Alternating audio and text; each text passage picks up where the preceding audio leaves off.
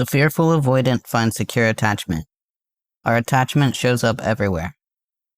Attachment is not only tied to parental relations or romantic partnerships. Attachment shows up in every relationship we enter with another person. My time of healing culminated in the healing of my attachment style. While I've not spoken to an expert about the handful of existing attachment styles, I consider myself to be fearful avoidant, leaning more towards fearful. As I grew to better understand attachment styles and the way they look from a behavioral standpoint, I came to the conclusion that anxious attachment is essentially an overwhelming need to attach, while avoidant attachment is an overwhelming need to detach. Neither is healthy. This is why there's such emphasis on reaching secure attachment. What exactly is secure attachment? Secure attachment can seem incredibly elusive and difficult to pin down. Much like every other facet of our lives, it's rooted in a certain balance. When we consider the balancing of poles, the end conclusion will always be subjective. It's dependent upon the individual, and, quite frankly, balance is not something that stays put in one place. It shifts over time and/or wavers back and forth in a certain region of the spectrum. This is how we maintain balance while navigating life's ups and downs. Our attachment style begins with our parents. It's widely accepted that we adopt the attachment style of whichever parent we felt most connected to.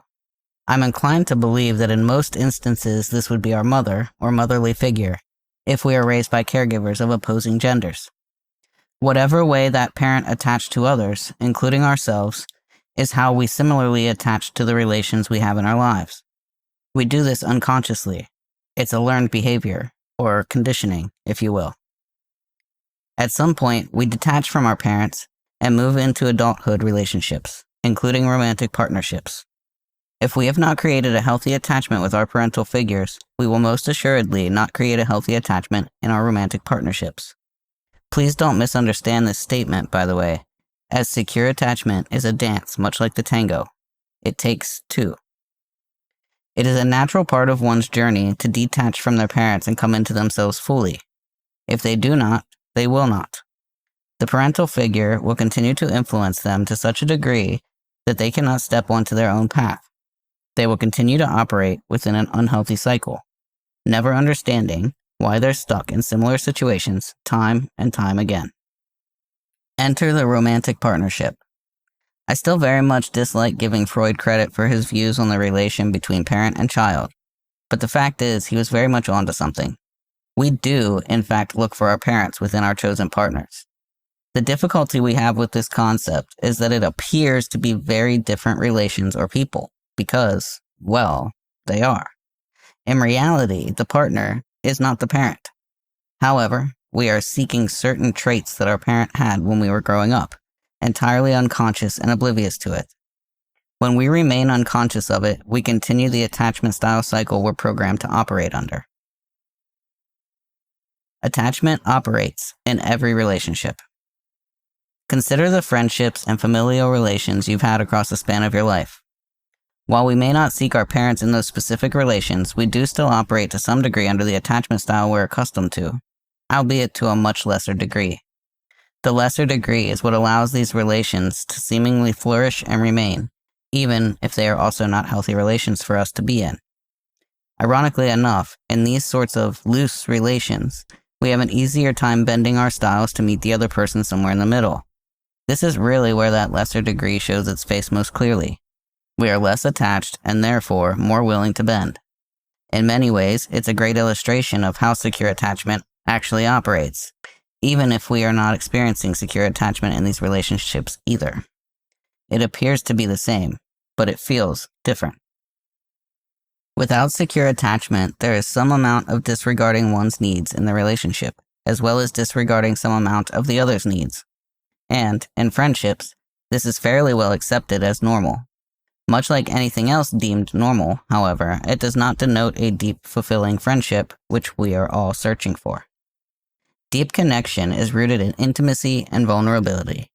It requires a certain level of trust, both in oneself and the other. Without trust, there's no intimacy and no deep connection. I've had the same best friend for over 25 years. We are incredibly similar and yet incredibly different people. We see the world similarly. We are passionate about similar things, but our approaches and behaviors are often radically different from a surface perspective. The reason our friendship works is because we do not sacrifice ourselves for the other. That's not something we started with, by the way. In many ways, we were both incredibly self-serving and self-sacrificing in a number of ways, as teenagers will be. Our friendship grew secure over time, and it really required this midlife healing journey to truly blossom into a healthy dynamic. What really allowed for us to remain friends over the course of all these years was the ability for us to speak openly with one another without fear. That's not to say neither of us hurt the other over the years, as unconscious humans will do to one another unintentionally. But we had a deep knowing of the other's unconditional love. That knowing is what created the underlying necessary trust. Understanding and balancing takes practice. It's impossible to find one's balance in their attachment without practice. We are social creatures with an innate need for deep connection. I am often quite the hermit, a means of protecting my energy.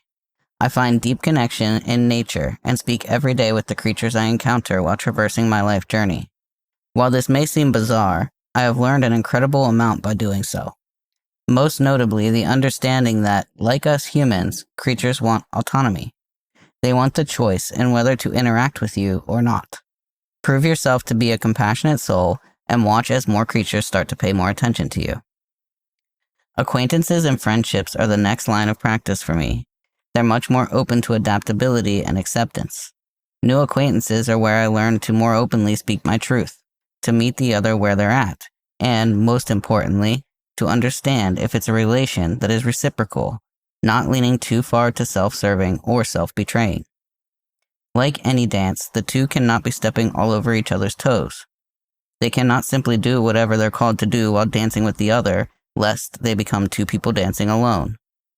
I learned how to let go of the relations that ended up that way, as I'm one that operates in a state of flow. Not all relations you enter will be aligned with you and your growth. Like the phrase about some relations lasting a season, we learn from every single one of them regardless of how long they last.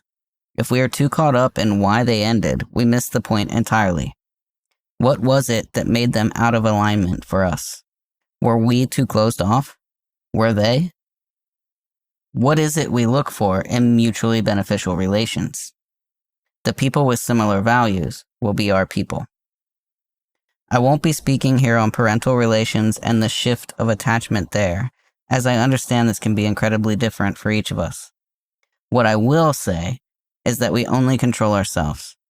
Some parents will meet us where we are and choose their own growth in the process.